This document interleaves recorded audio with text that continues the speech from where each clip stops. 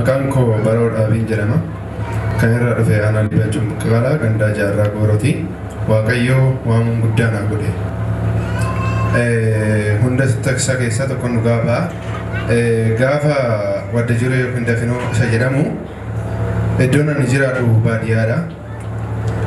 Maatii koo waliin osoo bakka horii taa'uu karra dura nagaa koodha fayyaa koodha akkuma amma kana argitan kana garuu saroonni wayii wallolte gaafa saroonni sun walloltu sareen takka karaa ollaatii dhufte takka immoo kanuma keenyaadha.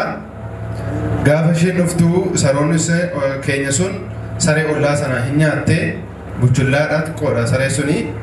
Gaafa sareen keenya nyaattu in ajjeeftedheen kaadheen irraa baasuu dhaqee gaafan baasee addaan baasee gara manaatti yookiin maatii koo bira taa'u sanatti olan deebi'ee saree kan keenya san darbadhu wanna na darbate hin beeku wanna na rukutes hin beeku akka nama xiitiin nama dha'ee kanatti kottee koo isa mirgaa kana dha'ee lafaan dha'ee gaafan lafa dha'u maatiin koo achiin ilaalu si'a sadaffaa marfadheen lafa dha'ee gaafan lafa dha'u hafuura koo laanqisaa miilli koo kun kan faana keessaa na waraane haga dugda ga'utti na deema nan argaa sana gidduutti dubbachuu hin danda'u hafuura koo waddaan na hanqisaa kaazaan maatiin koo natti kaatee gaafa natti kaatan maal taate naan jedhanii dubbachuu hin danda'u afaan koo na qabameera garuu sana gidduutti maatiin furmaata dhabee waan godhan hin dhabanii namni baadiyyaadha waan ta'eef maasitti deemaa hojiitti deemaa homtuu qeen jiru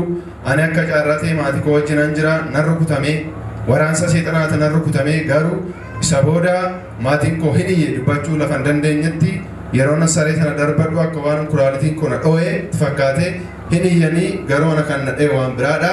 Hin iyyanii gaafa iyyan namoonni hin dhufanii gaafa dhuwan sana keessa daqiiqaa 30 dura dubbachuun dadhabee amma daqiiqaa 30 tureen booda hin iyyanii gaafa iyyan gaariidhaan bajaajiidhaan hiriyaan koo gaafa hiriyaa kootti naa bilbila hin dhufee gaafa dhufu naa argee bajaajii qabee hin dhufee amma bajaaji bira ga'utti gaari nan deemee ofaa wallaalee of hin beeku gaafa wadda jiree kanan akkas ta'e hadhoo wadda jiruma sana mana yaalaa hospitaala nagalchanii gaafa nagalchan raajii na kaasanii dhiiga koo qoratanii kun nagaadha homaan qabu onkulaalitii isaas nagaadha jedhanii isaa onkulaalitii sana na shakkan yeroo darbadhu sana nagaadha kunii jedhanii isa booda wadda jiree kanan sa'aatii 4 irratti qabame wadda jiree nan oolee hadhoos nan oolee bakka jiru hin beeku dura hin beeku yeroo hakimii na geessan akkamitti akka na fidan hin beeku nama lamatu na kaasa tokko bobaa koo kana qabaa tokko kana na qabaa tokko dugda koo isa duubaa kana eegaa gaafa naan deeman kotteen koo naan deemu furmaatan dhabee mana yaalaa deemeera nasaara naan jedhanii amma naa bishooftuu waldaa Riyooboot tokko jira hidhaa baay'ee hiikaa warri jaamaniin arganii jedhan hiriyaan koo gaafa gaafatu anna fidan natsaa miti kun paralaayis na ta'eera of hin beeku dugda koo irraa ka'ee of na beeku yoo natti ka'e na waraana hafuura walla hanqisaa kaazaan dhufeen bakkuma kana taa'ee gaafa roobi jechuudha namoonni hin faarfatan nagaadha duraanii hin faarfatanii yeroo faarfatan nan gaddaan taa'ee nan bo'a. Maaliif nagaan turee fayyaa koon turee nama deemaa tureedha nama nagaa ta'eedha nan deeme gaafa nan dhufu nan bo'e maaliif fayyaan ture garuu ka'ee faarfachuu hin danda'u nan faarfadha nan utaala akkuma namaa nagaan ture garuu utaaluu hin danda'u nan bo'o lafa kana taa'ee gaafan bo'o yaa Waaqayyoo abdiin koo si bira jira ati kan lubbuu koo oolchitee isa paralaayistii na ta'e kana nafa ta'een amantii koon amantiin mure bakka lafan taa'utti. Hiriyoonni garuu sana dura hiriyoota baay'ee qabaa namoota baay'een beekamaa na jaallatanii badhoon furmaata dhabee hin du'a jedhanii na eegan bakka furmaata dhabanii namoonni baay'ee hin boo'u gaafa wadda jireessanii hin iyyan gaafaan as dhufee naa kadhatamee ergamaa darajee bashaa kaasanaan jedhe gaafa kaasaa jedhee hiriyaan koo na kaasanii nama lama iddoo kana na fidanii kotteen koo kun madarakii kana koruu hin danda'u. Olkaas bina ilaala raafuu dhugaabii isaa. Listen,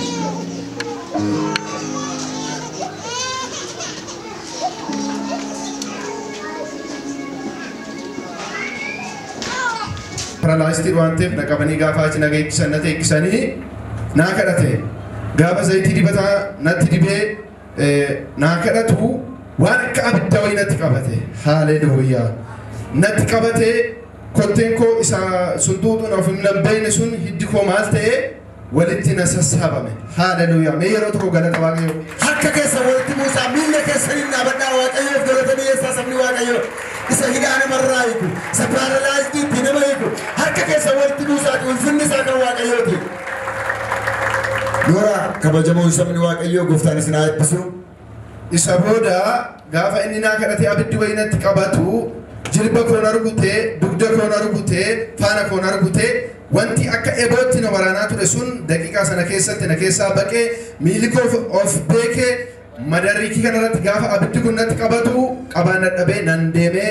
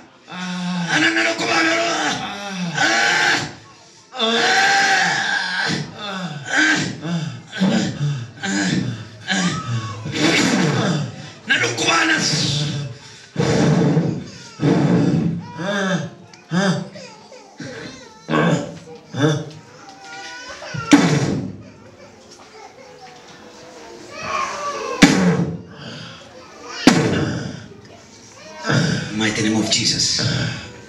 Mighty name of Jekiman. Beri Jekiman. Hoda. Jesus. Jesus. Kai. Jesus. Kai. Kai siapa? Kai maka aku stay sini Ten.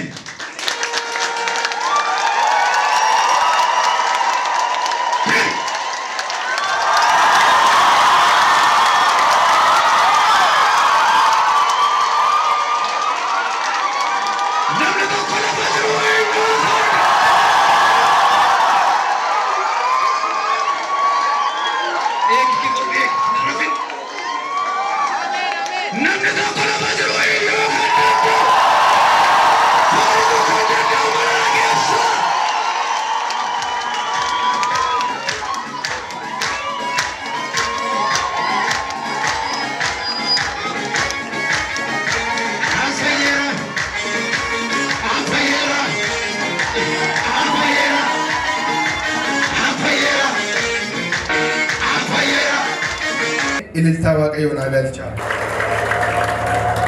Hiriyoonni kee warri kaleessa dheengaddaa hindu'a jedhanii waa'ee kee badhoon hindu'aa hin galu hin jiraatu warri jechaa turan yeroo asii fayyitee galte maasiin jedhanii. Hiriyoonni koo hin fayyuu hindu'aa sagalee boo'icha wayii dhageeffatu yookiin bara hunduu jedhanii waan akka wayii na dhageeffatanii ani garuu nagaadhaa ergamaan darajjee naa kadhatee fayyaan ta'ee miilli koo nan deemee gaafa na qabanii nageessa sana nama sadii nageessa nagaan ta'e gara mana kootti nan galee gaafan galuu maatiin koo hiriyoonni koo dinqii argan tee maal ta'e akkas ture jennaani waaqayyoon na fayyisee ani fayyeeraa jedheen galee gara mana kootii wanti nani dhaamsa dabarsu gaafa jaamummaa naa jiraatu iyyummaa naa jiraatu rakkinnaa jiraatu isin ergamaa darajjee yookiin namni waaqayyoo harkaan qabeenaa kadhatanii yaadina garuu gaafa dhuftan amantii qabaadha. Maaliif jaamaa isii waan barbaade dhukkubni kamiyyuu waa dhufu amantii keessan gaafa galtanii oddoo kana seentan inni harkaa isin qabuu miti gaafa oddoo kana kan seentan nagaa taatanii galtanii dhukkubni kee akka isin irraa bada fayyaa taatanii nagaa taatanii kanaaf amantii qabaadhadha. Jaamas qabaadha waan barbaadanis taadha inni guddaan amantii qabaachuudha. Amantii gaafa qabaattu waan hundarraa fayyitaa amma garuu ani nagaa koodha fayyeeraa hiriyoonni koos baay'ee gammadanii firoonni koos hin gammadanii nagaadha.